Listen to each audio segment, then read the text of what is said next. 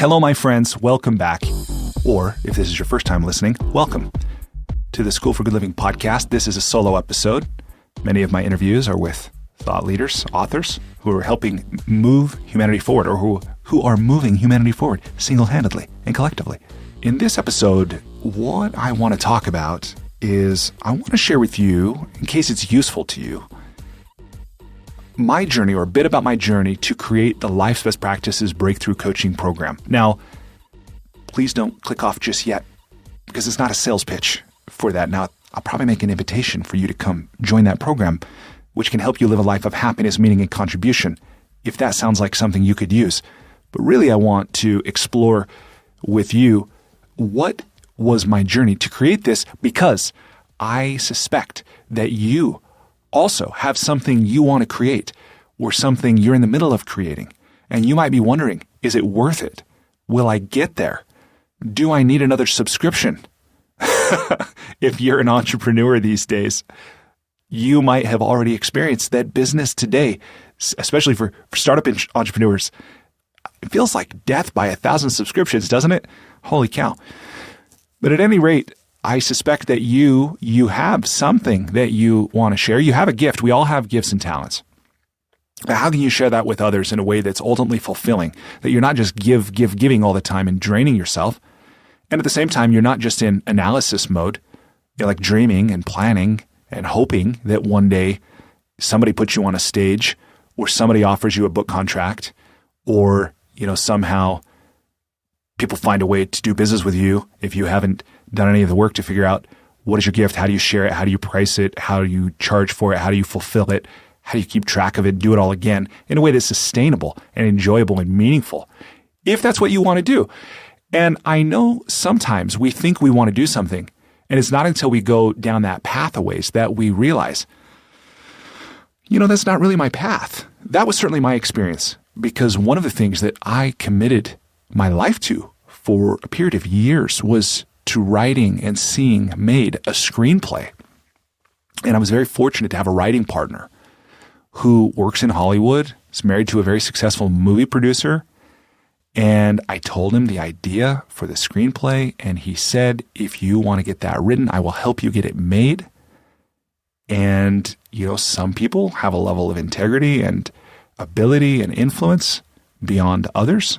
And true to his word, we went pretty far down that path to where we scripted out a whole 13-story arc. We created all the characters, their motivations, the world and the background, and all this. We ended up taking that, creating a sizzle reel, and sending it to the different studios around Hollywood. And in fact, I had the privilege to go pitch at Apple and Hulu and Amazon. And that was about 1.5 years ago. So the stuff that's coming out now, I think, could have been that if they had wanted to move forward with it. They didn't. But even what I learned in these years of getting it to that point, one of the things I learned was that I don't want to do that. I do want to improve the quality of people's lives. I do want to inspire them. I do want to entertain them at some level. Not that we need more amusement or more distraction, but I do love to have fun. And what I found is that I can do that through coaching and through workshops and working with people one-on-one. And although from a distance it looked like a screenplay was the thing, it wasn't until I made that commitment and did things like spending 2 weeks with my writing partner in Sedona, Arizona, mapping out this stuff on a sliding glass window with a whiteboard marker, working in Word, and flying to California from Salt Lake, sometimes for a 1-hour meeting. Spent more time on an airplane or making my way to and from the airport than I did actually in a meeting with people who might be interested in this project. So anyway, my point is, I don't look at that as a failure that we didn't get that made. And you know what? Maybe someday we still will. But right now, that's actually not that important to me. And it wasn't clear to me that that wasn't important to me until I was willing to be committed and go down that path that far. So let me share with you about Life's Best Practices. What is this thing? Well, it's the book that I am working to publish.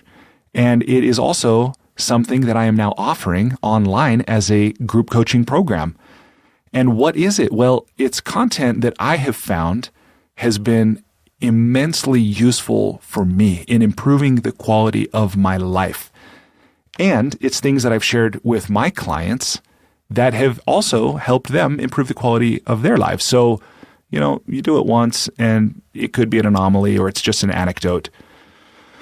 If you share it with others and you start to see that, yes, it makes a meaningful difference for others, now there's maybe some substantial evidence that this is actually useful. And that's no surprise, because what the content is, not that any of us need more content. One thing I say often is that, look, if you have access to the internet, if you have a library card, you have more content than you already know what to do with. It's not whether you have the information, it's whether you're applying it, whether you're living it, and even then, is it the right information for you?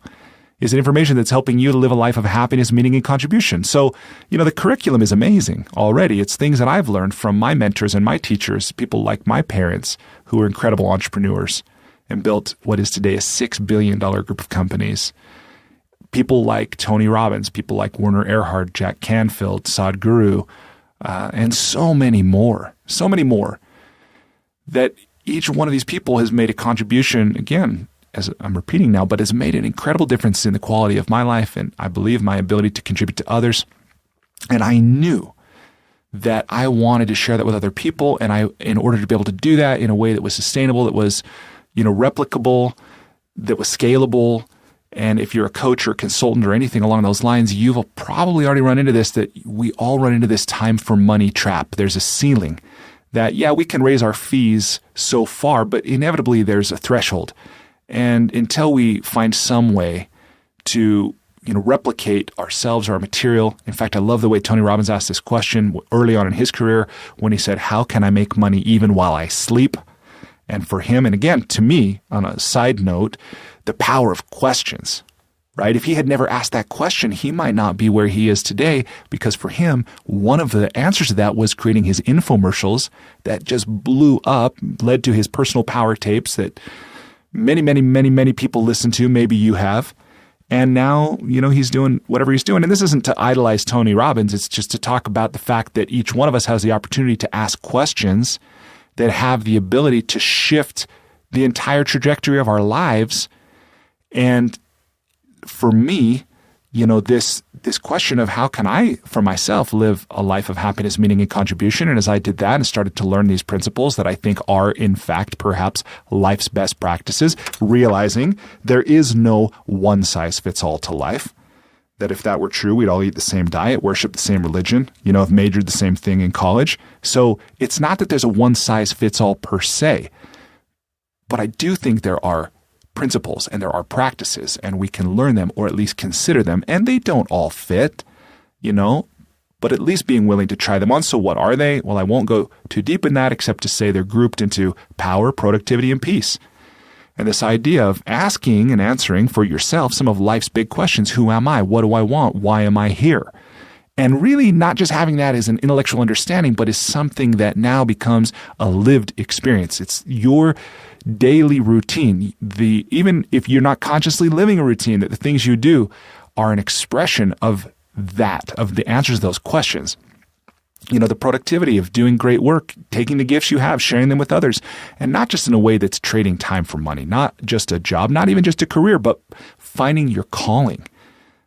Perhaps finding your calling. Why are you here on earth? And getting the enrichment that comes from knowing you're living on purpose, and then going beyond that, because we all know successful people. But if you've seen people like my dad, and bless his heart, I love my dad. He passed away about a decade ago. When I look at the price he paid for his success, it was pretty high. Having died at 64 years old with his legs amputated due to complications from diabetes and a whole host of health issues that were preventable, if not at least treatable. When I saw him in the hospital after his legs were amputated, I said to myself two things. One, that will never be me. And number two, I will spend my life sharing with others things that will help them avoid a similar fate, but moreover, help them achieve at an extraordinary level, help them contribute at an extraordinary level while having an extraordinary experience of life. Because I don't think that it's mutually exclusive. I think that's a false dichotomy. And if you look, there's a lot of people, in my experience, I know I'm being judgmental, and I'm not them, I'm not inside them, but I think there's a lot of people who are very successful, what we would call successful by materialistic individual standards, and I think they're not very fulfilled. And conversely, there's people that maybe feel a lot of enjoyment, but it's not perhaps really meaningful. This is something Marshall Goldsmith talks about happiness and meaning. And if all we have with happiness is his pleasure, like eating cotton candy, sitting on the beach all day, that's great for a while or from time to time as an alternate, a way of rejuvenating, refreshing ourselves, getting ready to go back into, the life that we're committed to, contributing and growing and serving others. But as a way of living, I don't think it's ultimately fulfilling. And conversely, if all we have is meaning, then we could become a martyr, if there's meaning with no happiness. So that's this question again behind the whole School for Good Living and life's best practices is what does it mean to live a good life and how can we do it? And what I submit to you, as I've already said, is that there are principles and there are practices, as much as there's no one size fits all.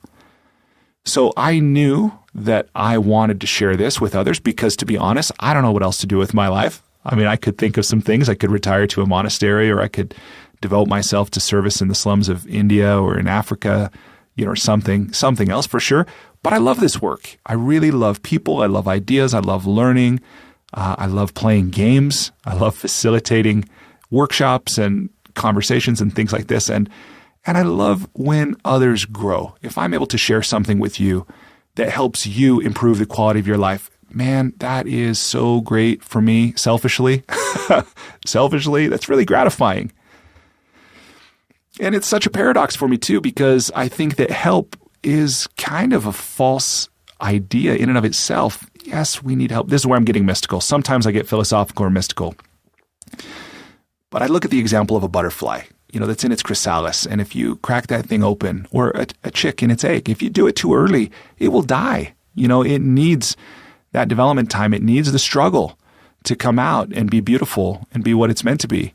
And as much as we might want to help it, I use the example of my kindergartner, little Maya. If I go over and I help her, quote unquote, help her with her letters, she'll probably never learn the letters. I'm not really helping her. So what's that line in which we're working to help other people and we're working just to serve our own ego? But I would be so grateful if you were interested to stay on this journey with me, by listening to this podcast, maybe by signing up for Life's Best Practices Breakthrough Coaching if it seems like it's right for you, which you can learn more about at goodliving.com, by joining my email list, by coming to a mindfulness morning. I host a monthly meditation group here in Salt Lake City.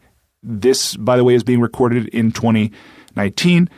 I've done this every month for the last 3 years. I realize many people listening to this might not be in this geography, but I throw that out there. And, perhaps I'll do it in a geography near you. I love invitations to connect with groups, invitations to speak. If there's some way that you think I might serve you, that's a general offer, I suppose. So with that, I'm going to go ahead and wrap up this solo episode with my gratitude to you for listening and my acknowledgement of you. I know that if you have listened to me at this point, that there's something in you that is, I would use the word intrigued, but that's maybe not the right word. There's something in you that's resonating with what I'm saying, knowing that we all have more growth and we all have more we want to give.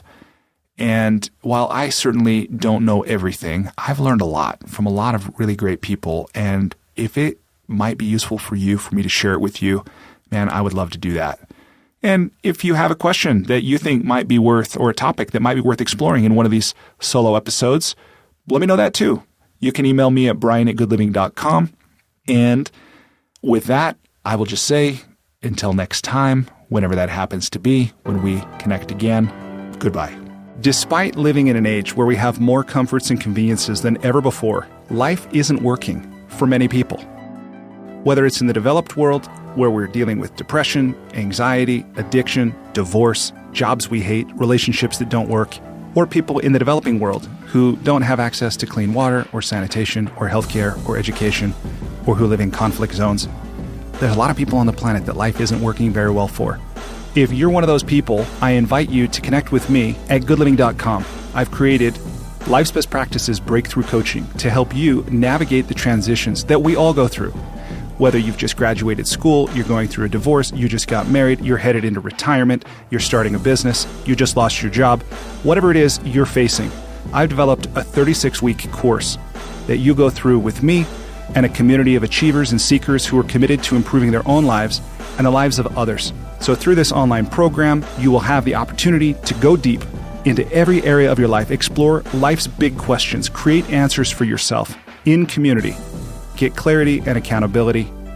If that's something you're interested to learn about, I invite you to contact me directly at brian@brianmiller.com or by visiting goodliving.com.